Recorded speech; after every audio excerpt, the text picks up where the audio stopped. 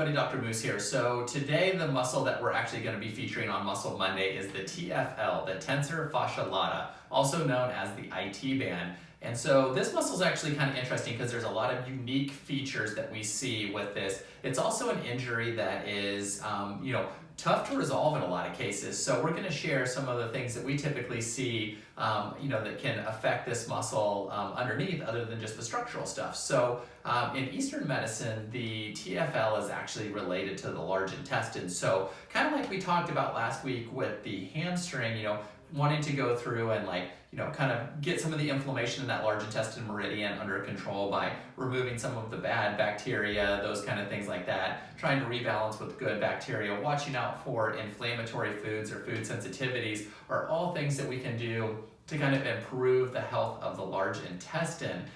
So kind of go back and review the video from last week on the hamstring, which will have some good actionable information on how we can work on kind of reducing the inflammation in the large intestine meridian.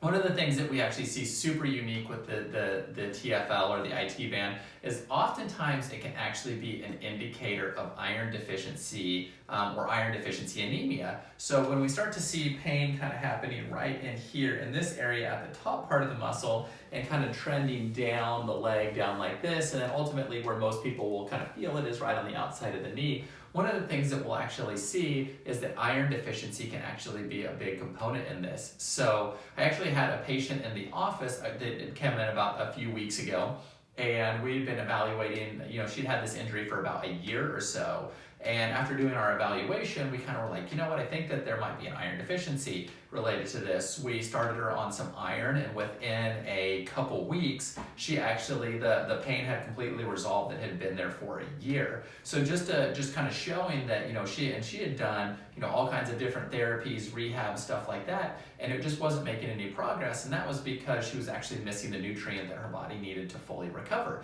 So that's one of the interesting things like that. One of the other pain patterns that we see, and most people will have experienced this with, like rolling and stuff like that, is like if you're rolling on the outside here, like a lot of people do as part of their rehabilitation, kind of ritual, if you roll on this area and it's super tender and your body is, and you feel like that really resistance, you have to kind of really gauge like how much pressure that you're putting on that roller, or you feel like every time you're rolling it's just sore all the time, and you're like, man, I'm rolling on the daily, I'm doing all these rehabilitative processes that I need, but I'm still having pain in that area. That may be an indicator that you need to look at the health of the large intestine meridian, trying to dive more into that. And so as we start to work on that, that's going to actually make the legs feel lighter, less tense, just more, able to move. So just wanted to point out that, a lot of times this pain or tightness that we feel on the outside, or just that heaviness in the legs,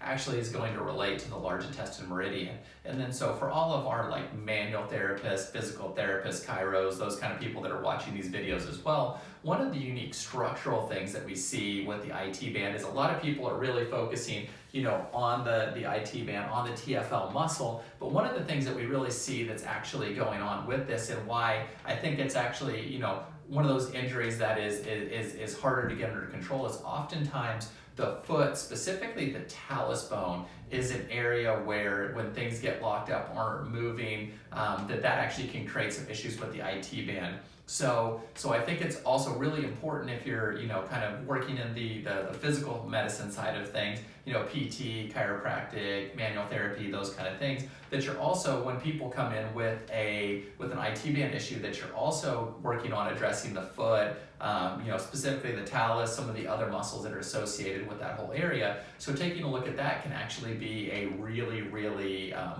beneficial thing that you can do to further enhance your outcomes with that. It's just something that we've seen in a large majority of our IT band patients. So, kind of things to look at with the IT band, definitely related to the large intestine. So working on, those things to improve the health of the large intestine, getting rid of the bad stuff, trying to, control the inflammation in there, removing inflammatory foods, focusing on a diet of like real food that's close to nature, those kind of things. Also, if you've had a chronic issue with an IT band for, longer than like 3 to 6 months, maybe trying to do some blood testing to try to identify if there's some type of an iron deficiency anemia that's related to there. And then if you're a manual therapist or chiro or physical therapist or something like that, also taking a look at the foot mechanics, how the ankle joint is moving specifically, can actually have a profound effect on the body's ability to heal and also to get these IT band issues to resolve. So hope you find this information interesting. Stay tuned next Monday, and we look forward to bringing you more.